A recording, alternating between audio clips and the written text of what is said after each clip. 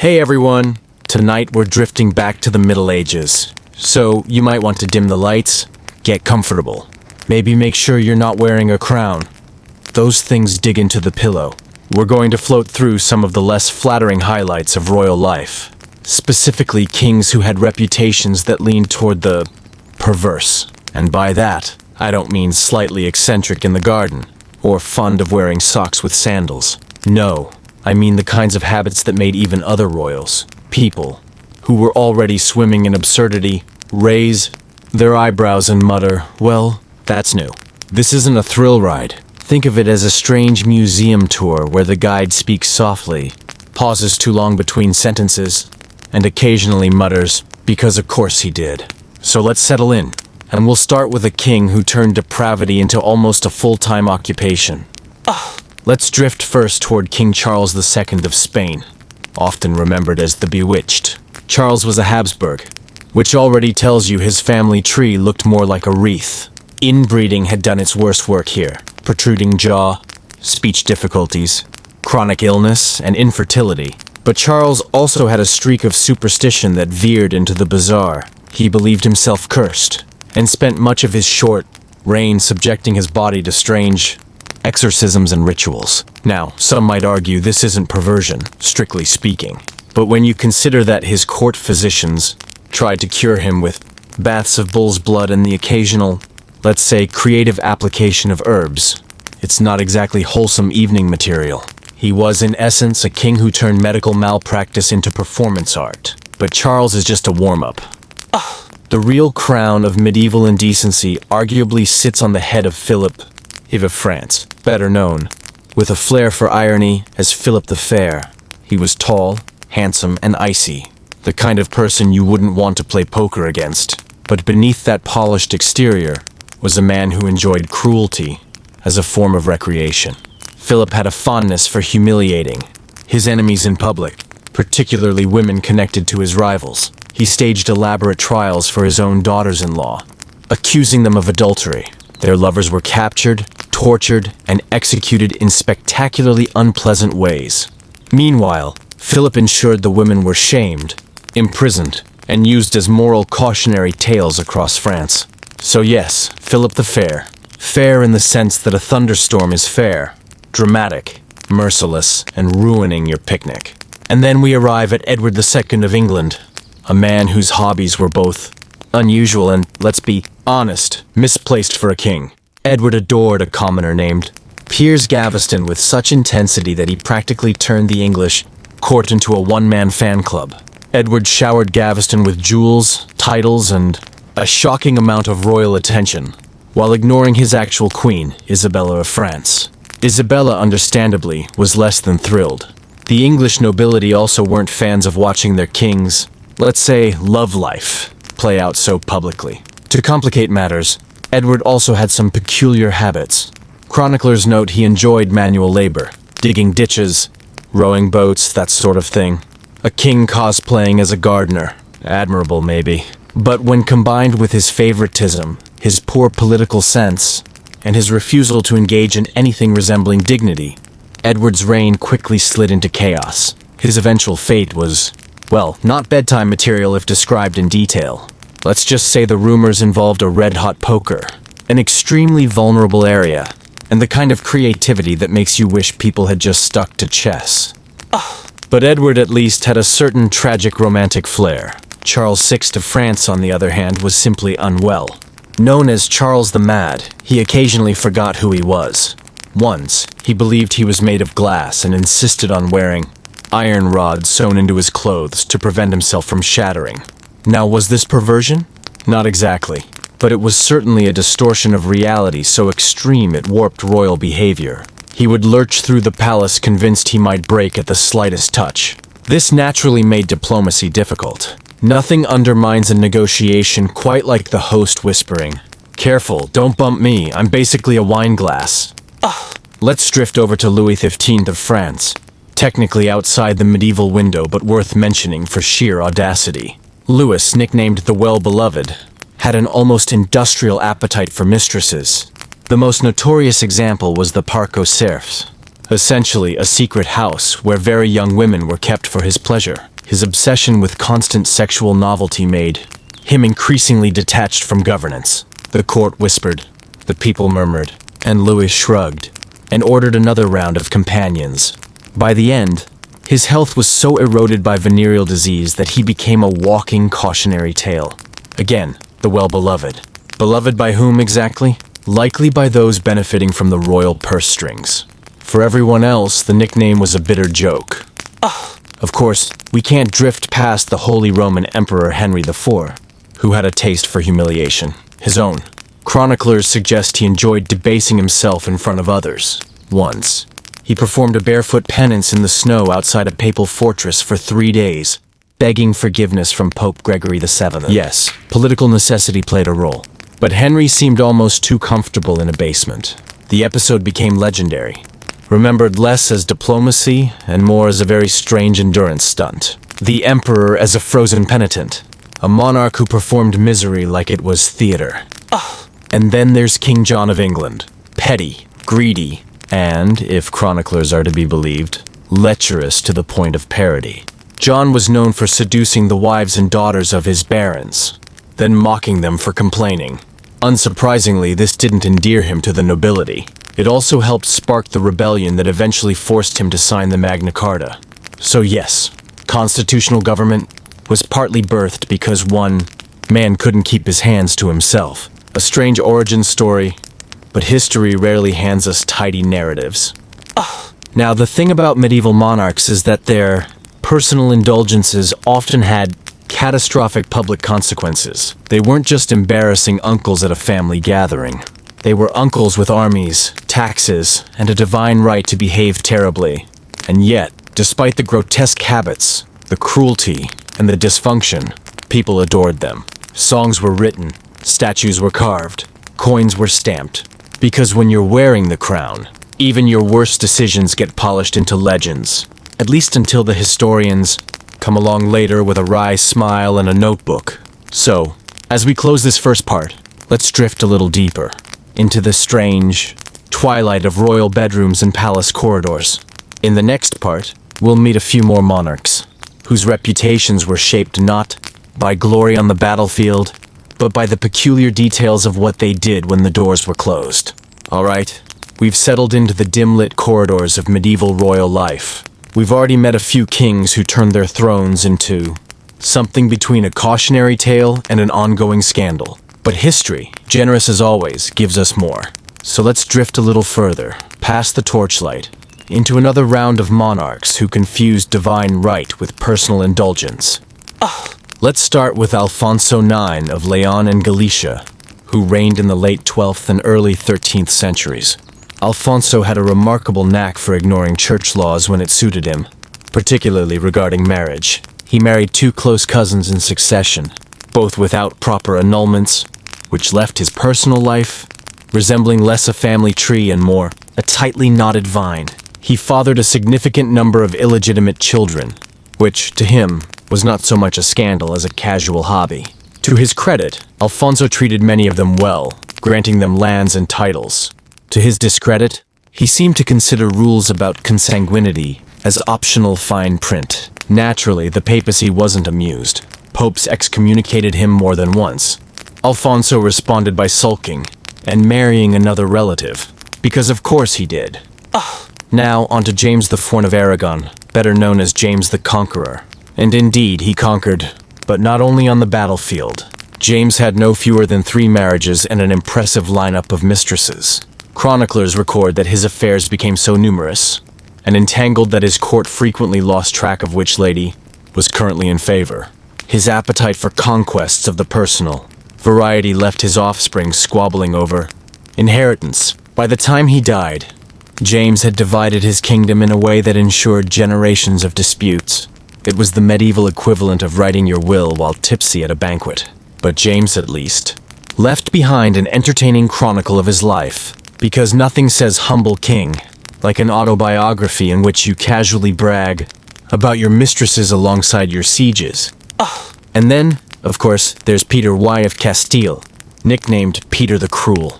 a man whose version of romance often involved the sharp edge of a sword. Peter had a habit of executing nobles who displeased him, which included relatives of his mistresses, should they raise objections. His love life was tangled, brutal, and frequently lethal. He married Blanche of Bourbon, but essentially abandoned her within days, preferring his mistress Maria de Padilla. Blanche was imprisoned, shuffled around, and eventually killed. Peter then treated Maria as his true wife, though this didn't stop him from pursuing additional affairs. So when people called him the Cruel, they weren't exaggerating. He was a king who thought of love as a competitive blood sport. Floating north again, we find Eric XV of Sweden in the 16th century. Not technically medieval, but his antics fit the theme so well it would be rude to exclude him. Eric had a passionate obsession with his mistress, Karen Monsdotter, a commoner who eventually became queen. Their relationship was scandalous, less for its intimacy, and more for Eric's increasingly erratic behavior. He suffered from paranoia, once murdering nobles during a fit of suspicion. Yet he remained devoted to Karen, showering her with attention and eventually elevating her above countless angry aristocrats. Eric's perversion was not purely physical. It was in his manic instability, his willingness to humiliate himself for love, and his utter disregard for political norms. The result was a reign as chaotic as it was short-lived. Let's drift now to Wenceslaus IV of Bohemia, sometimes called the Lazy. His nickname alone tells you much. He preferred hunting, drinking, and long indulgent escapades to governing. Chroniclers suggest his court became notorious for debauchery. Wenceslaus indulged himself, so much that his reign was marked by frequent uprisings and exasperated nobles. He was imprisoned more than once, by his own subjects, an impressive achievement for any monarch. Yet, somehow, he kept returning to the throne like an unwanted guest at dinner. His perversion wasn't cruelty nor paranoia, but sheer excess. Imagine a king who treated ruling like an optional side hobby, and drinking like a full-time profession. Of course, no medieval catalog of perversity would be complete without Charles II of Navarre. Known as Charles the Bad, the nickname wasn't subtle, and neither were his actions. Charles was treacherous, greedy, and had an unusual fondness for betrayal. His personal habits included constant scheming, poisoning rivals, and according to some accounts, experimenting with alchemy in a desperate bid for eternal life. Ironically, his own death was as humiliating as his life was treacherous. Wrapped in sheets soaked with brandy as a form of treatment, a servant accidentally set him on fire. Thus, Charles the Bad died screaming, an end both absurd and grim, which is very on-brand for medieval royalty. Let's float gently now to Sigismund, Holy Roman Emperor, who ruled in the early 15th century. Sigismund was notorious for womanizing, to the point where foreign diplomats politely hinted he might focus on governing instead of seducing their wives. He spent extravagantly on mistresses, squandered finances, and left his empire in near constant crisis. His reign was less about stability and more about personal gratification. Yet Sigismund fancied himself a man of refinement. He commissioned art, patronized scholars, and strutted about as though history would remember him kindly. It didn't. One of the most unusual figures, though, was Christian II of Denmark, whose obsession with women was matched only by his capacity for cruelty. He kept a Dutch mistress, Dyveke Sigbritsdatter, who effectively governed alongside him. When she died, possibly poisoned, Christian's grief transformed into a vendetta. He executed noblemen he suspected, often without evidence. But his perversion extended beyond grief. He implemented bizarre punishments, including forcing bakers to sell underweight bread by baking them themselves, which might sound almost comical, until you remember this was ordered by a king with absolute authority. Christian's reign blended erotic obsession, paranoia, and cruelty in a way that left Denmark teetering. By the time he was deposed, few mourned the loss. And then we have Henry VIII of England. Yes, I know, you've heard of him. But his reputation for perversion was more than just 6 wives and a fondness for beheadings. Henry's entire court functioned as an echo chamber for his appetites. He demanded loyalty not to England, but to his whims. His marital history reads less like a love story and more like a chopping block schedule. Catherine of Aragon, Anne Boleyn, Jane Seymour, Anne of Cleves, Catherine Howard, Catherine Parr. Each marriage was a mixture of lust, boredom, paranoia, and religious upheaval. Henry's health declined sharply in later years. Gout, obesity, festering leg ulcers. Yet he continued to indulge, surrounding himself with flatterers and mistresses. He became the embodiment of royal perversion, a man who confused his appetites with divine mandate. By now it's clear that medieval and early modern kings were less paragons of virtue and more cautionary bedtime stories. They drank too much, loved unwisely, and governed poorly, and yet somehow their subjects built cathedrals in their honor. That's the irony we keep circling back to. These men, so riddled with flaws, were treated as chosen by God. Perhaps that's the real perversity, not their habits, in private chambers, but the collective belief that crowns could sanctify even the most questionable behavior. So, let's drift a little further. In the next part, we'll continue unraveling more of these kings, whose reigns were defined less by valor and more by indulgence. A gallery of men who remind us that absolute power doesn't just corrupt. It also embarrasses, amuses, and occasionally sets itself on fire. By this point, we've seen quite a few monarchs who treated ruling like an all-you-can-eat buffet for their impulses. But don't worry, history is generous. There are still more kings whose lives remind us that absolute power often meant absolute indulgence, and sometimes absolute absurdity. So let's keep floating. One name that deserves a soft spotlight is Ferdinand IV of Naples, a 15th century king whose cruelty and perversions were legendary. Ferdinand was fond of hunting, not just animals but enemies. He created a kind of personal garden of corpses, having rebels executed and then embalmed so he could show them off, like grotesque trophies to visiting nobles. Yes, imagine being invited to dinner and, instead of a painting collection, your host ushers you into a hall of perfectly preserved enemies. Because of course he did. Ferdinand's idea of interior decorating was less Renaissance elegance and more haunted wax museum. Next, let's drift toward Philip II of Spain. He isn't usually remembered for scandalous indulgences. He was stiff, pious, and seemed allergic to joy. But his perversion came in another form, an obsession with control. Philip micromanaged his empire to an absurd degree. He demanded reports on the most trivial details. Who said what in a minor town meeting? Which horses were fed? Which soldier sneezed? His advisors drowned in paperwork. And he liked it that way. Philip spent so much time in his gloomy palace, writing endless notes and corrections, that foreign diplomats joked he was less a king and more a librarian with delusions of grandeur. Not the traditional sensual perversion, but one of spirit. A man addicted not to women, but to paperwork. A king whose true mistress was bureaucracy. Of course, we can't overlook Francis I of France, who, unlike Philip, embraced pleasure with open arms. Francis adored pageantry, art, and women. Many women. Chroniclers tell us his mistresses weren't just companions, they practically formed a second government. Francis fancied himself a gallant knight. Even when he was past the age of gallantry, he strutted, boasted, and insisted on being seen as the very model of virility. Ironically, he contracted syphilis, which eroded both his health and his carefully maintained image.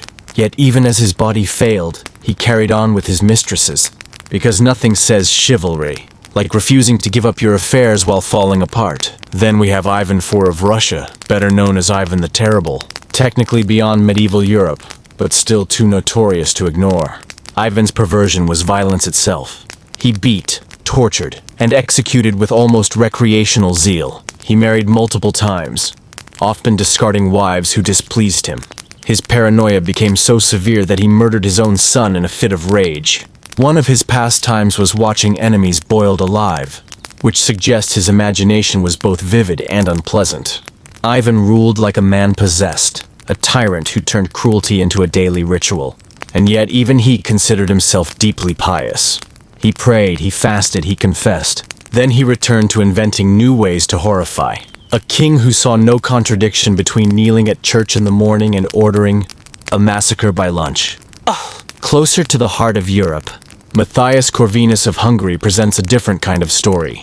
Matthias wasn't notorious for debauchery. Instead, he had a weakness for ostentation and flattery. His court became a theater of praise, where poets, scholars, and mistresses all sang his virtues in exchange for money and favor. He poured funds into extravagant feasts and hunts, spending far more on personal spectacle than governance. And though he was clever and occasionally effective, his constant indulgence in vanity left his kingdom strained. Was he perverted? Perhaps not in the fleshly sense, but in the way he let ego consume him. His perversion was self-worship, wrapped in velvet and sung back to him in ballads he probably commissioned himself. Let's meander over to Charles II of England, not to be confused with the Spanish one we mentioned earlier. Charles II was, in many ways, the prototype of the playboy king. He kept mistresses almost as publicly as he kept ministers. His court was full of theater, dancing, and sensual indulgence. His most famous mistress, Nell Gwyn, was a witty actress who became nearly as beloved as the king himself. Charles handed out titles, lands, and fortunes to his favorites, leaving government perpetually broke, but the gossip columns, if they had existed, very satisfied. His nickname? The Merry Monarch, which, when you look closely, really meant the perpetually distracted monarch, who never met a mistress he didn't like. Now, a less married tailor, Władysław II Jagiełło of Poland, who lived into his 70s but married young women well into his later years. His court gossiped constantly about the king's aged pursuit of youth, his desperate attempts to father heirs, and his stubborn refusal to act his age. Imagine a man with one foot in the grave still, demanding people treat him as though he were a romantic hero. That was Władysław. His reign may have been long, but his reputation was tinged with whispers of inappropriateness, particularly in those final decades, when the contrast between his frailty and his marital choices became painfully obvious. Another curious specimen, Sigurd the Crusader of Norway, who took part in the Crusades in the early 12th century. Sigurd wasn't known for sexual scandal, but for a deep arrogance that warped into strange decisions. He returned from the Holy Land convinced of his own sanctity, yet spent much of his later reign embroiled in drunken brawls. His perversion was of the wholly hypocritical variety, a king who strutted as Christ's champion in one moment and staggered drunkenly through his court the next. His life was one long contradiction, which the Norse sagas record with a mixture of awe and exasperation. And then, floating back south, we find Alfonso IX of Castile, who reigned in the 14th century. Alfonso married Maria of Portugal, but essentially abandoned her, keeping his mistress Leonor de Guzman at his side instead. Leonor bore him 10 children, and Alfonso treated her as a de facto queen. This open defiance of marital duty angered not just his wife, but also the Portuguese court and half the nobility of Castile. Yet Alfonso carried on unapologetic. When he died of plague, Leonor was captured and executed by his widow in revenge. So Alfonso's perversion, his unyielding preference for mistress over marriage, ended, upspilling blood long after he was gone. Finally, for this part, let's pause with Christian VII of Denmark. A tragic figure, but also a king whose eccentricities veered into scandal. Christian was mentally unstable, indulged in compulsive behavior, and developed an obsession with masturbation, so infamous that his courtiers whispered about it constantly. He neglected governance almost entirely, leaving affairs of state to others, while he spiraled into bizarre habits. His arranged marriage to Caroline, Matilda of Great Britain, fell apart in scandal when she began an affair with the king's physician. The entire Danish court turned into a theater of whispered jokes and humiliations. Christian's reign was marked less by ruling and more by becoming a sad, cautionary anecdote in European history.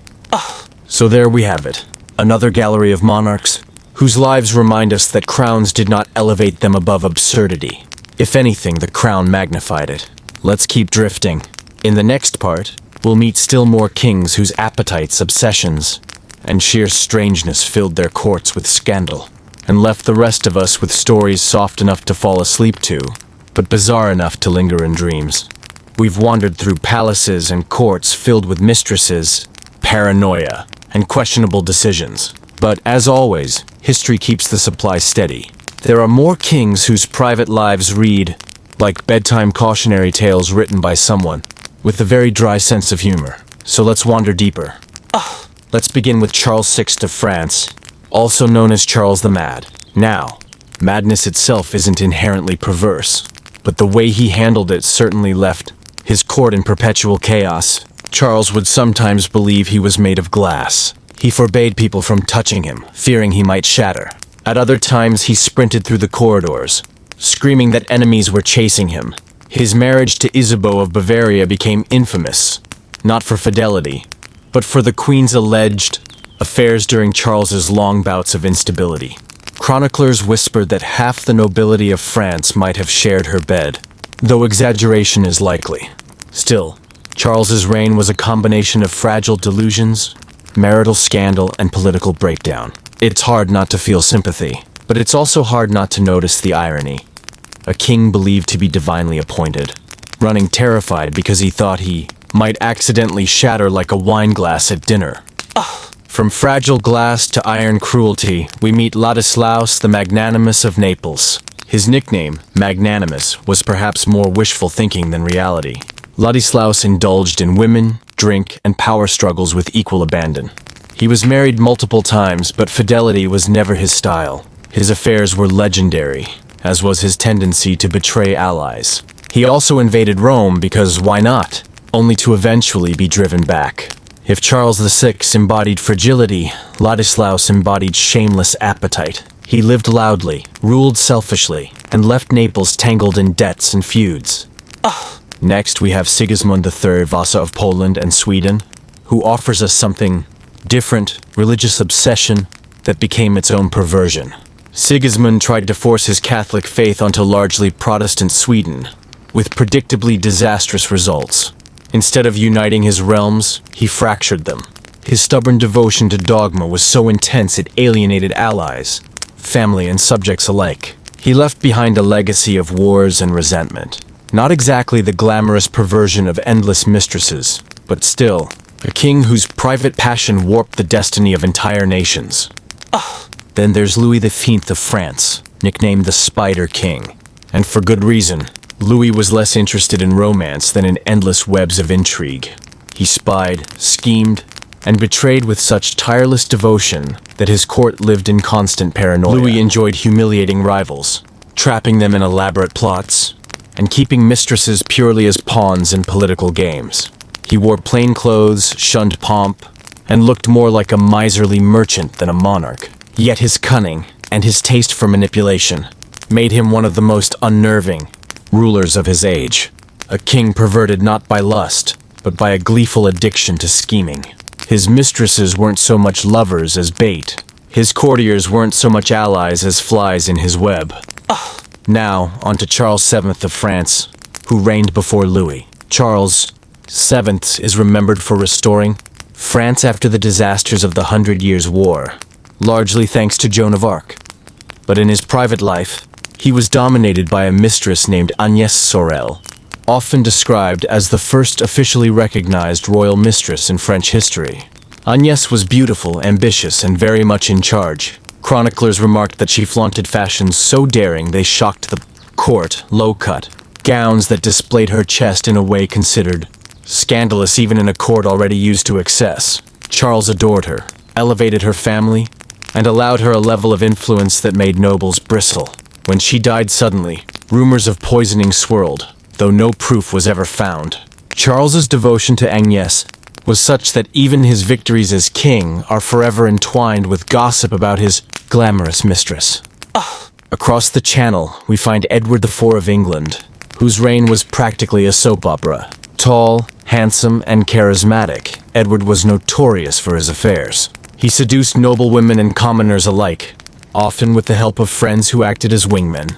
Chroniclers describe his private life with a mixture of awe and moral outrage. Edward's marriage to Elizabeth Woodville, a commoner widow, shocked his nobles and created decades of conflict. But his philandering hardly slowed down. By some accounts, he even proposed marriage to multiple women before settling on Elizabeth, leaving behind a trail of confusion and illegitimate children. Edward's reign reminds us of one thing. Medieval kings could indulge like modern celebrities, with equally messy consequences. Speaking of messy consequences, we arrive at Richard II of England. Unlike Edward, Richard was not remembered for charm. Instead, he indulged in vanity, extravagance, and favoritism to an almost comical degree. Richard adored fine clothes, elaborate banquets, and flattering courtiers. He alienated his nobles by showering favorites with wealth while neglecting everyone else. His marriage to Anne of Bohemia was relatively scandal-free, but after her death, Richard's reliance on favorites spiraled.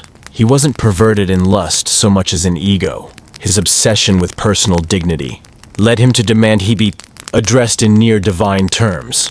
He believed himself almost angelic, which made his eventual deposition all the more humiliating.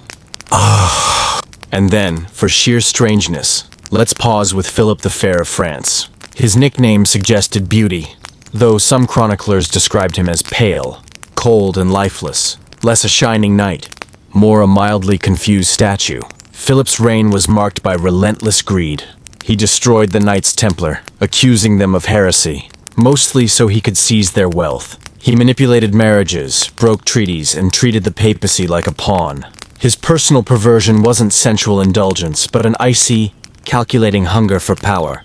He lacked warmth, charm, or humor.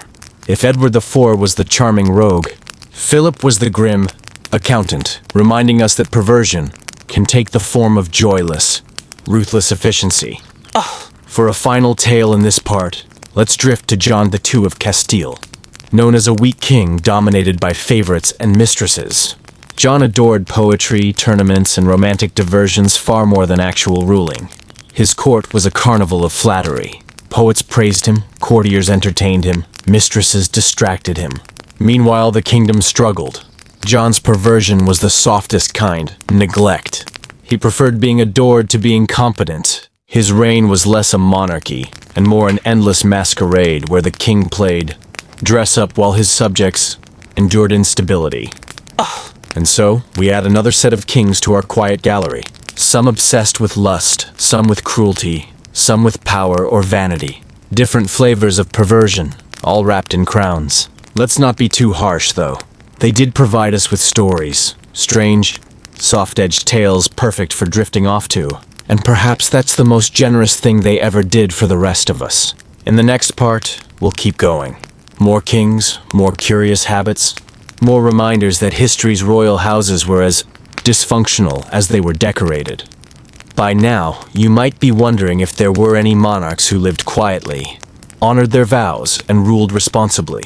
And yes, such kings did exist, but they're not the ones who fill bedtime stories, and certainly not the ones who make us raise an eyebrow while yawning. So let's drift further into the lives of those who couldn't resist indulgence, vanity, or simply the thrill of being terrible at self-control. We can begin with Henry VIII of England, because it would be rude not to. Henry's reputation for excess has become practically shorthand for royal indulgence. 6 wives, countless mistresses, endless banquets, and of course, the small matter of breaking with the Catholic Church just so he could divorce and marry again. Henry was a man of appetites, and he indulged them shamelessly. He loved hunting, feasting, and women. His weight ballooned in his later years, his leg ulcers festered, and yet his desire for control never faded. He executed wives when they bored or betrayed him, discarded ministers when they displeased him, and treated the English throne as his personal dining table. To put it simply, Henry VIII wasn't so much perverted in taste, as he was perverted in the sheer scale of indulgence. A man who restructured religion not out of conviction, but because he fancied a new wife. Speaking of tutors, let's float gently to his daughter's half-brother, Edward VI. Poor Edward didn't live long enough to indulge in grand scandals, but his advisors certainly did. They manipulated the boy king, married strategically, and jockeyed for influence. Edward's reign was short, sickly, and overshadowed by adults behaving badly. In a way, his story shows another kind of perversion, the exploitation of a child monarch as a pawn, his youth consumed by the ambitions of others. But if you want true scandal, there's always Louis XV of France. While slightly later than the medieval frame, Louis XV deserves an honorable mention for sheer commitment to indulgence. Louis maintained a rotating harem of mistresses at Versailles, including the infamous Madame de Pompadour. He had a private residence, the Parc aux Cerfs, where young women were housed purely for his pleasure. The scale of secrecy, cost, and moral outrage was immense, even in a court already accustomed to excess. Louis's reputation shifted from the beloved to the well. Maybe not so beloved after all, as the people grew disgusted with his personal decadence. When your private life is so excessive it actively erodes your public image, you've entered the Hall of Fame for perverse monarchs. Closer to our time frame, we should drift back to Frederick II, Holy Roman Emperor, known as Stupor Mundi, the wonder of the world. Frederick was intelligent, curious, multilingual, and an innovator, but he was also shamelessly indulgent in his private habits. He surrounded himself with scholars and scientists. Yes, but also with mistresses, concubines, and gossip. He scandalized contemporaries by experimenting with people. Literally. Chroniclers claim he once locked infants in isolation to see what language they would speak naturally. He conducted bizarre medical studies, blending curiosity with cruelty. Frederick's perversion wasn't only sensual, it was intellectual arrogance. A man who treated people like experiments, while also treating marriage vows as flexible suggestions. We can't skip Peter the Cruel of Castile. His reign in the 14th century was a relentless parade of scandal. Peter murdered nobles on suspicion, executed rivals, and allegedly killed his own wife. He kept mistresses publicly, including Maria de Padilla, whom he loved passionately. His devotion to her, however, didn't stop him from marrying others for politics, then abandoning them when inconvenient. His cruelty, combined with his shameless affairs, earned him the nickname the Cruel, though naturally, his supporters tried to rebrand him as the Just, because nothing says just like executing people in front of dinner guests. Let's float to Christian II of Denmark, another monarch whose reign blurred into scandal. Christian married Isabella of Austria, but that didn't stop him from flaunting his mistress, Dyveke at court. When Dyveke died suddenly, rumors of poison spread. Christian responded by executing a nobleman he blamed, whether guilty or not. His obsession with Dyveke's mother, a powerful and ambitious woman, added to the spectacle. His rule became so unstable, he was eventually deposed. A king remembered more for his affairs and vendettas than his governance. Another fascinating case is Sigismund of Luxembourg, Holy Roman Emperor. Sigismund loved hunting, drinking, and women, so much so that he often left ruling to others. Now let's drift north again, to Magnus IV of Sweden and Norway, whose scandal lay in both politics and personal rumor. Magnus was accused of excessive spending, favoritism, and weakness. But whispers of alleged relationships with male courtiers also followed him. Whether true or political slander, the accusations eroded his reputation. Nobles saw him as unfit, mocking both his governance and his personal life. He was eventually overthrown, remembered as a king undone by both indulgence and scandal. And for our final tale in this part, let's pause with Wenceslaus IV of Bohemia. Wenceslaus loved hunting, drinking, and leisure far more than ruling. He left government to deteriorate, even as the Hussite movement gathered strength.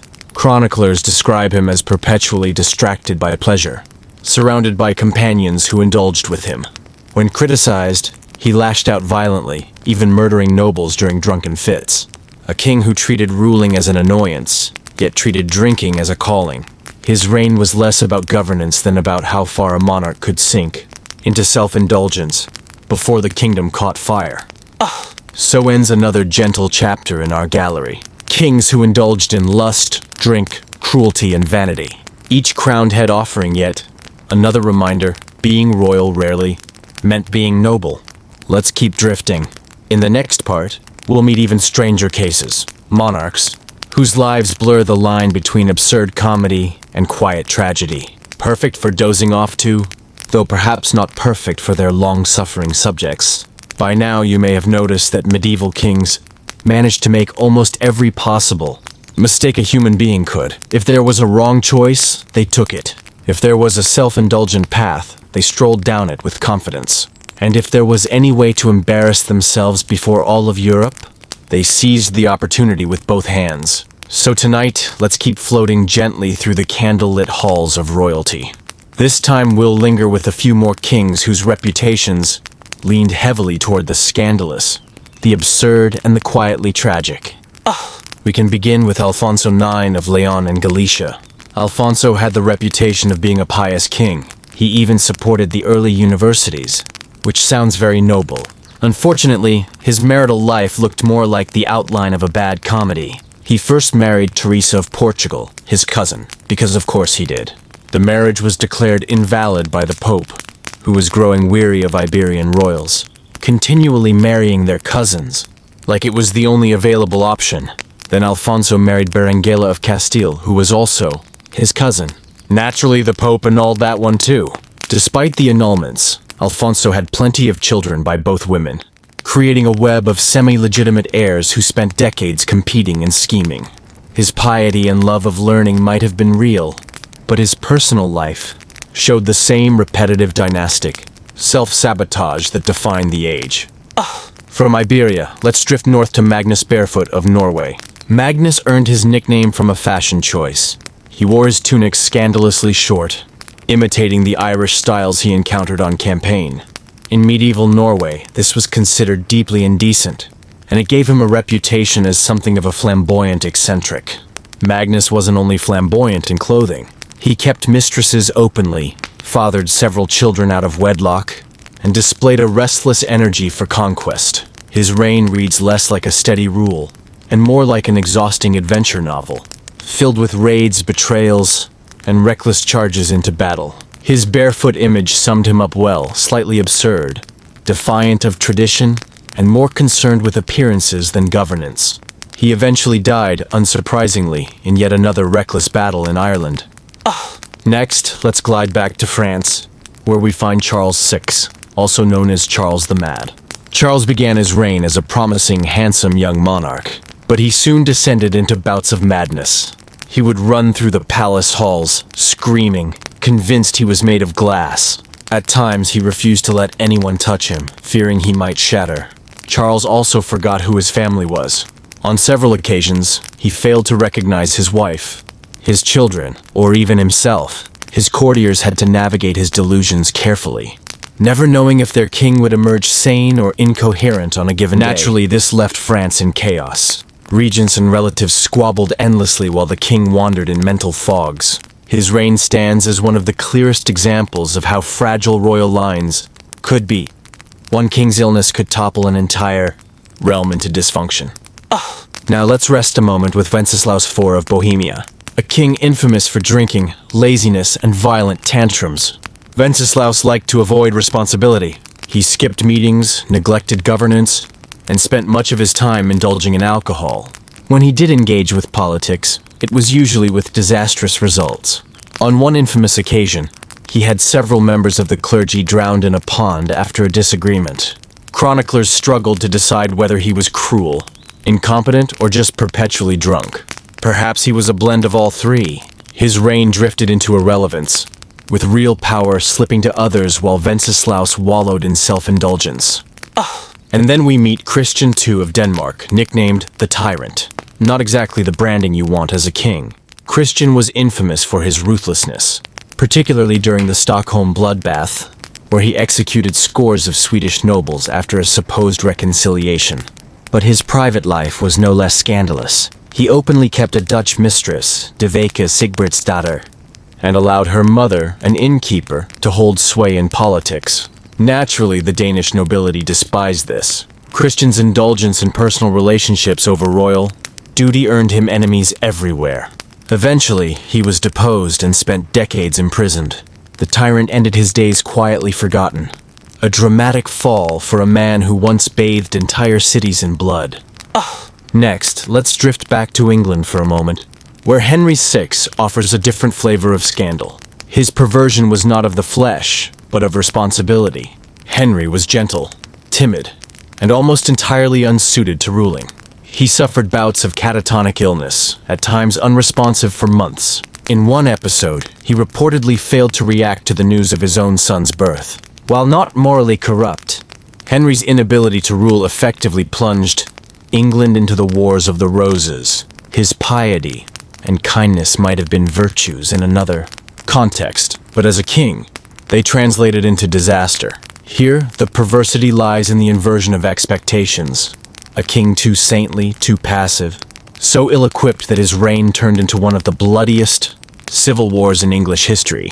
From England, let's float eastward towards Sigismund of the Holy Roman Empire. Sigismund loved pageantry. He insisted on elaborate ceremonies, colorful clothing, and constant displays of wealth.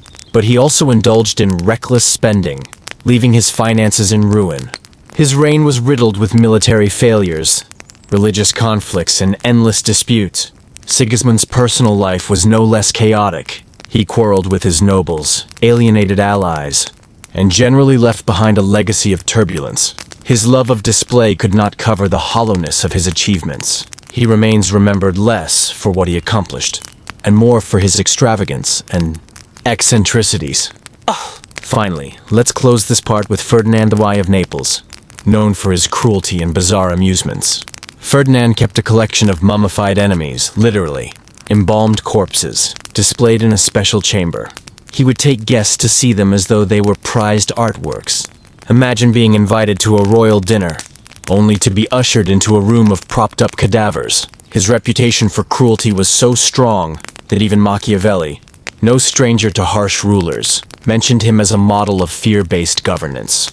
Yet Ferdinand also delighted in petty games, indulging himself in theatricality and terror. His reign was both grotesque and strangely theatrical, a reminder of how absolute power could distort the boundaries between justice and amusement.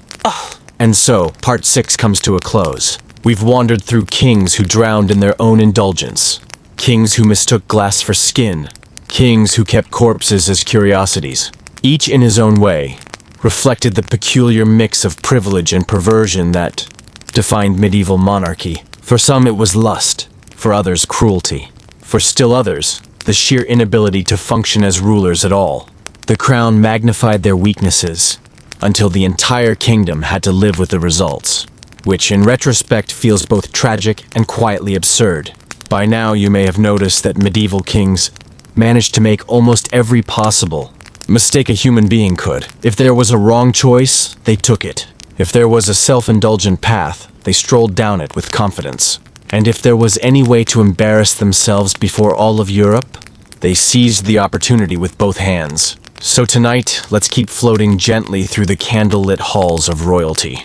This time we'll linger with a few more kings whose reputations leaned heavily toward the scandalous, the absurd, and the quietly tragic. We can begin with Alfonso IX of Leon and Galicia. Alfonso had the reputation of being a pious king. He even supported the early universities, which sounds very noble. Unfortunately, his marital life looked more like the outline of a bad comedy. He first married Teresa of Portugal, his cousin, because of course he did. The marriage was declared invalid by the Pope, who was growing weary of Iberian royals, continually marrying their cousins, like it was the only available option. Then Alfonso married Berenguela of Castile, who was also his cousin. Naturally, the Pope annulled that one too. Despite the annulments, Alfonso had plenty of children by both women, creating a web of semi-legitimate heirs who spent decades competing and scheming. His piety and love of learning might have been real, but his personal life showed the same repetitive dynastic self-sabotage that defined the age. From Iberia, let's drift north to Magnus Barefoot of Norway. Magnus earned his nickname from a fashion choice. He wore his tunics scandalously short, imitating the Irish styles he encountered on campaign. In medieval Norway, this was considered deeply indecent, and it gave him a reputation as something of a flamboyant eccentric. Magnus wasn't only flamboyant in clothing. He kept mistresses openly, fathered several children out of wedlock, and displayed a restless energy for conquest. His reign reads less like a steady rule, and more like an exhausting adventure novel, filled with raids, betrayals, and reckless charges into battle. His barefoot image summed him up well, slightly absurd, defiant of tradition, and more concerned with appearances than governance. He eventually died, unsurprisingly, in yet another reckless battle in Ireland. Next, let's glide back to France, where we find Charles VI, also known as Charles the Mad. Charles began his reign as a promising, handsome young monarch, but he soon descended into bouts of madness. He would run through the palace halls, screaming, convinced he was made of glass. At times, he refused to let anyone touch him, fearing he might shatter. Charles also forgot who his family was. On several occasions, he failed to recognize his wife, his children, or even himself. His courtiers had to navigate his delusions carefully, never knowing if their king would emerge sane or incoherent on a given day. Naturally, this left France in chaos. Regents and relatives squabbled endlessly while the king wandered in mental fogs. His reign stands as one of the clearest examples of how fragile royal lines could be. One king's illness could topple an entire realm into dysfunction. Now let's rest a moment with Wenceslaus IV of Bohemia, a king infamous for drinking, laziness, and violent tantrums. Wenceslaus liked to avoid responsibility. He skipped meetings, neglected governance, and spent much of his time indulging in alcohol. When he did engage with politics, it was usually with disastrous results. On one infamous occasion, he had several members of the clergy drowned in a pond after a disagreement. Chroniclers struggled to decide whether he was cruel, incompetent, or just perpetually drunk. Perhaps he was a blend of all three. His reign drifted into irrelevance, with real power slipping to others while Wenceslaus wallowed in self-indulgence. And then we meet Christian II of Denmark, nicknamed the Tyrant. Not exactly the branding you want as a king. Christian was infamous for his ruthlessness, particularly during the Stockholm bloodbath, where he executed scores of Swedish nobles after a supposed reconciliation.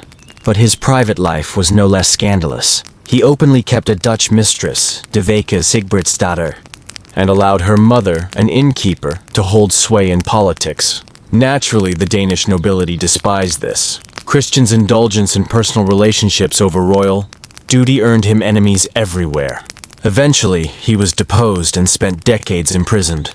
The tyrant ended his days quietly forgotten. A dramatic fall for a man who once bathed entire cities in blood. Next, let's drift back to England for a moment, where Henry VI offers a different flavor of scandal. His perversion was not of the flesh, but of responsibility. Henry was gentle, timid, and almost entirely unsuited to ruling.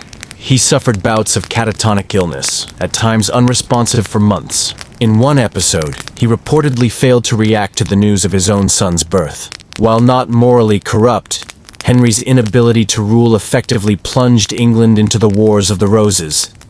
His piety and kindness might have been virtues in another context, but as a king, they translated into disaster. Here, the perversity lies in the inversion of expectations. A king too saintly, too passive, so ill-equipped that his reign turned into one of the bloodiest civil wars in English history. From England, let's float eastward towards Sigismund of the Holy Roman Empire. Sigismund loved pageantry. He insisted on elaborate ceremonies, colorful clothing, and constant displays of wealth. But he also indulged in reckless spending, leaving his finances in ruin. His reign was riddled with military failures, religious conflicts, and endless disputes. Sigismund's personal life was no less chaotic. He quarreled with his nobles, alienated allies, and generally left behind a legacy of turbulence. His love of display could not cover the hollowness of his achievements. He remains remembered less for what he accomplished, and more for his extravagance and eccentricities. Finally, let's close this part with Ferdinand I of Naples, known for his cruelty and bizarre amusements. Ferdinand kept a collection of mummified enemies, literally, embalmed corpses, displayed in a special chamber. He would take guests to see them as though they were prized artworks. Imagine being invited to a royal dinner, only to be ushered into a room of propped-up cadavers. His reputation for cruelty was so strong that even Machiavelli, no stranger to harsh rulers, mentioned him as a model of fear-based governance. Yet Ferdinand also delighted in petty games, indulging himself in theatricality and terror. His reign was both grotesque and strangely theatrical, a reminder of how absolute power could distort the boundaries between justice and amusement. And so, part 6 comes to a close. We've wandered through kings who drowned in their own indulgence, kings who mistook glass for skin, kings who kept corpses as curiosities. Each in his own way reflected the peculiar mix of privilege and perversion that defined medieval monarchy. For some it was lust, for others cruelty, for still others the sheer inability to function as rulers at all. The crown magnified their weaknesses until the entire kingdom had to live with the results, which in retrospect feels both tragic and quietly absurd. By now, our gallery of medieval monarchs is crowded. They stand together like a parade of flawed statues, some cracked, some crooked, some embarrassingly naked. And yet, there are still a few more to quietly observe before we finally close the curtains. First among them, let's wander back to Spain and visit Charles II of Navarre, also known as Charles the Bad, a nickname that tells you everything. Charles spent his life scheming, betraying allies, and switching sides in conflicts whenever convenient. He poisoned rivals, murdered with impunity, and left behind an air of universal mistrust. But his end was the strangest. Ill and bedridden, he was wrapped in a linen sheet soaked with brandy as a medical treatment. A servant accidentally set the sheet on fire. Charles the Bad burned alive in his bed, an undignified end but fittingly absurd. Next, let's drift north to Scotland for James the Sia, remembered partly for his short temper and partly for one very strange accident. James loved cannons. He loved them so much that during the siege of Roxburgh Castle, he personally supervised their use. Unfortunately, one cannon exploded. It killed the king instantly, scattering his enthusiasm along with fragments of iron. His reign had its share of cruelty and intrigue, but what sticks in memory is that final, bizarre scene. A monarch undone not by battle or betrayal, but by his own fondness for artillery.